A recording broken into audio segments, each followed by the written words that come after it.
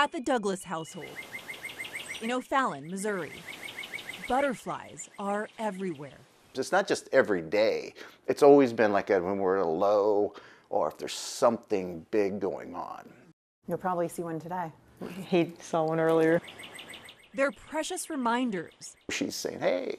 Of their daughter, Kendall. Vivacious, bubbly. Very generous. So full of life. Who loved softball. She's buried in her coaching uniform.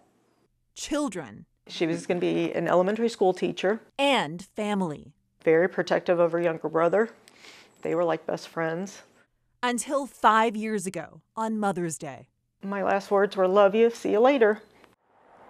Kendall was driving to her apartment here on Interstate 70. An accident blocked her lane, so she came to a stop. She had no place to go. Seconds later, a driver crashed into her at full speed.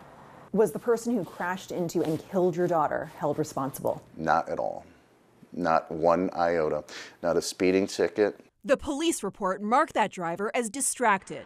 2 witnesses tell us the person behind the wheel was driving around 75 miles an hour with their head down and admitted to texting while driving. There were no consequences, the Douglases say, because there are no laws.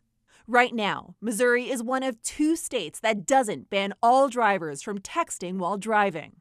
New legislation in the state aims to change that. Opponents have historically cited government overreach, similar to pushback on helmet and seatbelt laws. Advocates argue such laws have worked in other states like Georgia, which passed a hands-free driving bill in 2019. Soon after, phone use while driving dropped 22%.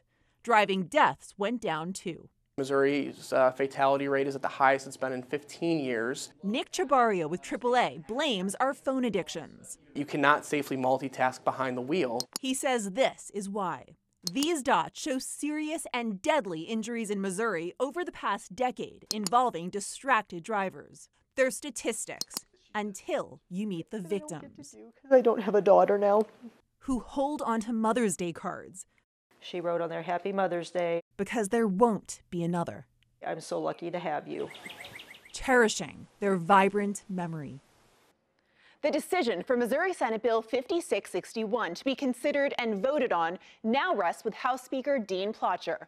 We've reached out to him 4 times to ask whether the legislation will move forward before the end of the session in the next couple of weeks. We'll let you know when we get an update. For the I-Team, Paula Vassan, 5 on your side.